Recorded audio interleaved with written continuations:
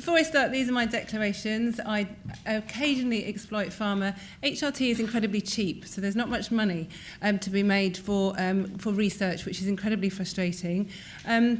As I've already been introduced, I run a private menopause clinic in Stratford-upon-Avon. The reason it's private is because I can't get a job in the NHS as a menopause specialist because menopause care is shocking. So it's a declaration rather than a conflict. But what it has done is it has exposed me to women from all over the country and also the world who are really struggling with menopause care. I also have a website that I funded myself. So I can't really stand here and talk about why the menopause is a dirty word when I haven't explained what the menopause is. And it causes a lot of confusion for many women. Meno, if you break it down, meno is menstrual cycle, pause is stop. I do a lot of work with the West Midlands Police and they said, no, it means men, get away from me.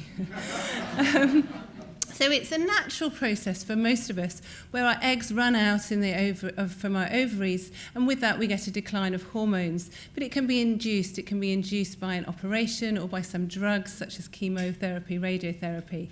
The average age in the UK is 51, but some women go through it a bit earlier. Under the age of 45, we define it as early menopause. Under the age of 40 is this premature ovarian insufficiency. Very common. It affects 1 in 100 women under the age of 40. The perimenopause, peri is this new sort of term that's been branded about in the media. Peri just means around the time of. So a lot of women find that their periods start changing, either in nature or frequency, and they start to experience menopausal symptoms. Yet time after time, many women are told, well, they're not menopausal, which is true, because you have to be a year since your last period to be menopausal, but they're perimenopausal, so their hormones are fluctuating, often reducing, and they're experiencing symptoms. So obviously, all women are affected. We've heard some really interesting talks already today. And I'm sitting there thinking, this is disgusting. These women are not being treated properly, whatever they've had or whatever race they are. But actually, I feel even more outraged that half the population, if they live long enough, will go through the menopause, yet it's not serviced well in the NHS, it's not addressed. It really is a taboo and it's not spoken about enough. And some of you might be aware I play with the media a lot because if we get it right with the media, it can really help to empower women and hopefully make a change. The majority of women do have symptoms. There will be some women who can't remember their last period and they won't have symptoms and they'll be the lucky ones. But most of us do have symptoms. And 25% of the female population have severe symptoms. So this is symptoms that are affecting their quality of life, whether it be at home or at work or often both. But it's not just women actually that are affected. Men are often affected too. It's not much fun sleeping next to someone whose duvet's on, off all night, or the window's open, closed. I had symptoms for a few months and didn't actually click they were due to my perimenopause. I just thought it was because I was working too hard.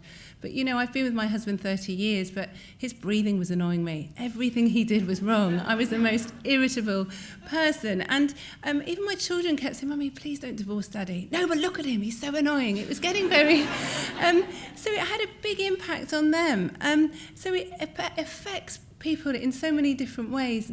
All men have got either a partner or a mother or a sister or a daughter, someone who they know is going to go through the menopause. So when we think about menopausal symptoms, this can be quite laughable, this crazy menopausal hormonal woman, don't go near her. But actually, for a lot of women, it is very isolating, it's very scary, it's out of control. I had an overwhelming fatigue and felt like I'd been drugged, and it was really quite horrible. He has actually been told off for this comment about the Britain's economy being menopausal. It should be a good time in our lives if we can manage it properly, but sadly a lot of women don't have the right treatment or care. And the reason that it has so many effects is that estrogen is the main hormone produced by our ovaries, and when that goes, it affects not just our reproductive tract. So we have estrogen receptors in cells in our brains, in our hearts, in our lungs, in our ovaries, in our bones, in our skin, in our hair. They get everywhere. So without estrogen, it affects all these systems. So there's a myriad of symptoms. It's not just the hot flushes and night sweats. And yes, I've seen women who have had so many sweats. One lady had to give up as a teacher because she had to wear sanitary pads under her armpits because she was sweating so much. But a lot of these women cope with those symptoms. It's the other symptoms that affect people more. This is a pictogram that was done in West Midlands Police, and we put them on the back of all toilets just for people to think about symptoms. And one lady said to me, do you know what, I hate going to the toilet because every time I look, I think that's me. I've got every one of those symptoms, but I don't know where to get help because I've tried and I can't get the right help.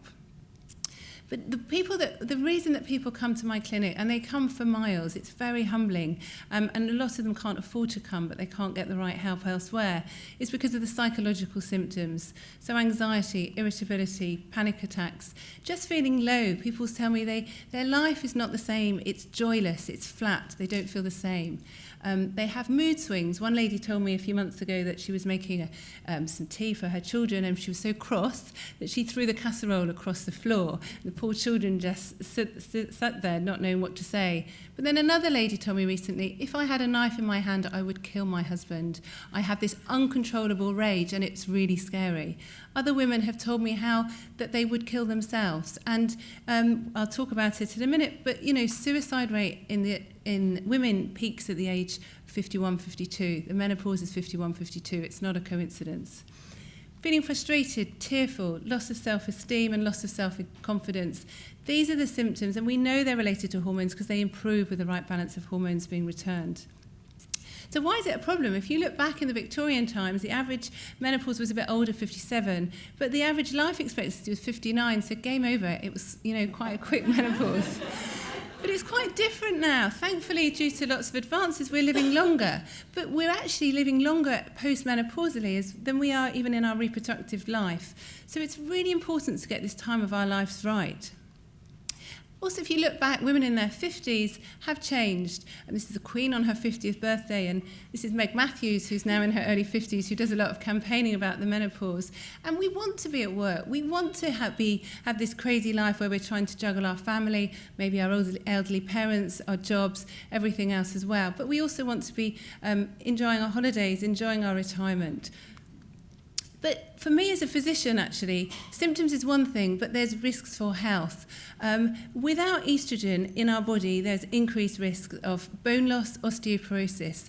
1 in 2 women have an osteoporosis, 1 in 3 have an osteoporotic hip fracture, which costs the NHS about £3 billion a year. That would fund a lot of menopause care. Because of metabolic changes that occur with lack of estrogen, there's an increased risk of central obesity, raised cholesterol, type 2 diabetes, but also heart disease. 45% of us women will die from heart disease. If we have a heart attack, we're more likely to die from it from men. So it's a really, although the menopause isn't a disease, it's a marker for future disease. Also, there's no coincidence that women are more likely to have dementia and cognitive decline, and this is often thought to be related to low hormone levels and an increased risk of depression. But it costs money, the menopause. 3.5 million women, this is women over the age of 50, so this doesn't take into account the younger women with early menopause who work. Around £13 billion is contributed to the UK economy. However, we know from studies and research being done, the majority of women, this is a study we did with West Midlands Police, 78% have symptoms affecting their ability to work. And around 20%, so 1 in 5 women actually leave work due to their symptoms, often not even recognising that it's due to the menopause. The top 3 symptoms affecting people were anxiety, tiredness and memory problems. So you can't give these women a fan. They're not going to stay at work if you just turn down the air conditioning.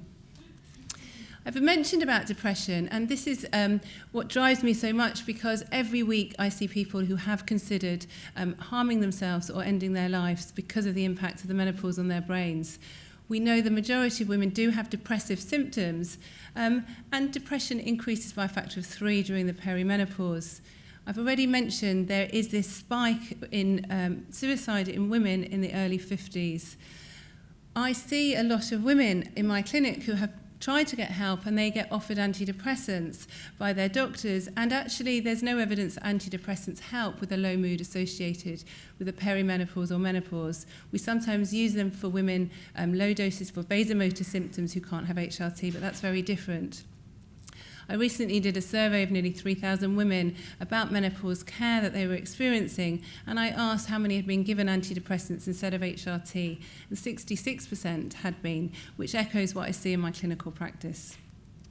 So although the menopause isn't a clinical condition, it isn't acceptable to do nothing for a lot of these women because they're suffering with symptoms, but also they're increasing their risk of future health conditions. So if we get it right, I really strongly, and lots of other people do, that we can really give women years of preventative health care. So we can stop draining some of this massive drain of the NHS, which we know is nearly broken anyway. We can stop women going back and forth to primary, secondary care, and they can just crack on and enjoy their lives. We've got some really good guidelines, and this is where the legal side comes in my mind, because as a doctor, we should be following the evidence, we should be following guidelines. I'm sure all of you have heard of NICE, the National Institute of Health and Care Excellence. They came out in 2015, yet a lot of people haven't read them. There's a lot of guidelines that come out, so that's not inexcusable. But if they know about them, then they should be working towards them. So there are different ways. Just talking about it is important. Learning accurate facts. There's been so many myths out there. Lifestyle is key for any aspect of medical care, and obviously diet's really important. Exercise as well, and the dreaded three-letter word HRT is important for a lot of women, and there are alternatives as well, and it's often a combination of treatments that makes a big difference. So when you look at the guidelines, it's individualisation. Anything we do as a doctor should be individualised care. So it's taking into account the women's concerns, their beliefs, what they want as well. It's really important that young women are given hormones up until at least the age of the natural menopause, 51, because you just replace the hormones their body should otherwise be producing. And for the majority of women, despite what some of the media want to tell us, the benefits of HRT outweigh any risks. We can take it forever because of the health benefits that it provides, as long as these benefits still outweigh the risks. And obviously lifestyle is key as well. On this survey that I did, I mentioned asking women about their current experience regarding the management. Unfortunately, you can see here the vast majority were still disappointed with the level of care that they've been receiving, which in my mind is inexcusable. So I'm just going to, for a couple of minutes, talk about HRT because it causes a lot of concern. There's a lot of bad media attention about it. If you look at the benefits, you're replacing the hormones the body's otherwise was producing and should possibly still be producing. So it will improve the symptoms if the dose and the type is right. There are lots of different doses, there are different hormones that we sometimes use. But not only that, it reverses that increased risk of osteoporosis, heart disease, diabetes, arthritis, and so forth. So it's pretty good. Yet people are still scared about it. And why is this? Mainly because people worry, they think it's going to increase their risk of breast cancer or heart attack. And this was from 2002, a big study, the WHI, the World Health Initiative study came out, which has actually been misinterpreted to the media, misinterpreted to the medical press. But once that came out, that was it, nail in the coffin for HRT. So most women don't want to take it because they worry about breast cancer. But you have to be careful, you have to know the statistics, you have to know the evidence. If you look at breast cancer, 1 in 8 women will get breast cancer over the course of their lifetime. It's increasing. It was 1 in 12 when I was a medical student. And there's different risk factors. So getting older, we can't change that, will increase our risk of any cancer. For some women, family history will increase their risk. But the bottom 3 in pink are lifestyle factors that increase risk of breast cancer. Obesity is one of the biggest or most common causes for not just breast cancer, but cancer as well. Drinking alcohol, reduced exercise, these are risk factors for getting breast cancer. A lot of women I talk to put on weight during the menopause. They comfort eat because they feel rubbish. They drink alcohol to numb their symptoms. Their joints are sore and stiff. They've got no motivation, no energy, so they're not exercising. But they don't want HRT because it's going to increase their risk of breast cancer. But they're increasing their risk of breast cancer without realising. And also they're increasing their cardiovascular risk and their osteoporotic risk because these are risk factors for that as well. So it's looking at the bigger picture. We also know if women who are under the age of 51 have HRT, they have no risk of breast cancer up until the age of 51.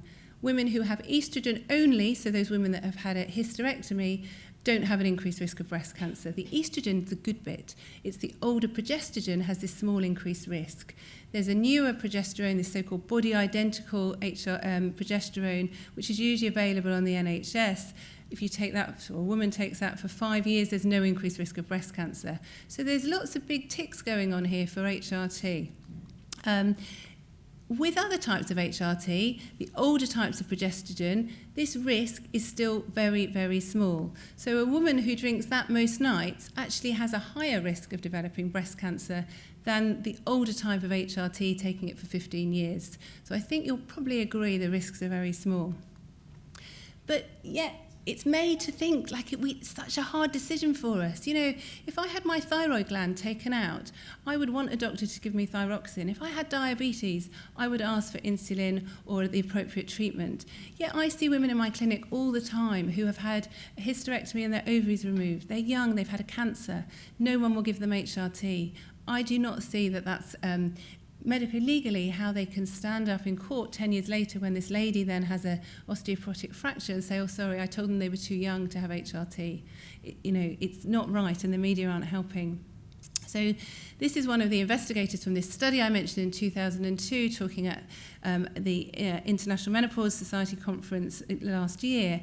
And he quite rightly quoted, let's get past the misinformation and hysteria of this study and stop denying the benefits of women's of hormone replacement therapy. It is the biggest travesty to women's health that this study ever happened. It was designed to look at the long-term effects of HRT in older women. So they were starting on average women in their mid-60s, so 63, 64 was the average age. And a lot of these women were overweight, they had heart disease, and they were given tablet estrogen. So there were big problems with the study in the start. But we've had so many other studies which show there are benefits from starting HRT young, having it through the skin, there's no risk of clot. And, I see a tip of the iceberg in my clinic. HRT costs about £4 a month for the NHS, so it's very, very cheap.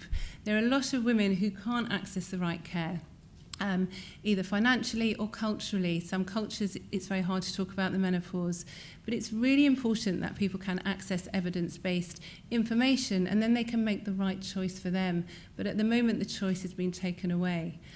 Just finally, this is my website, which has a lot of information for women, but also for healthcare professionals to access. And it's been quite staggering, the response it's had. And I just strongly feel that women should be able to choose how to hopefully live a really healthy next 30 years of their life after they're menopausal.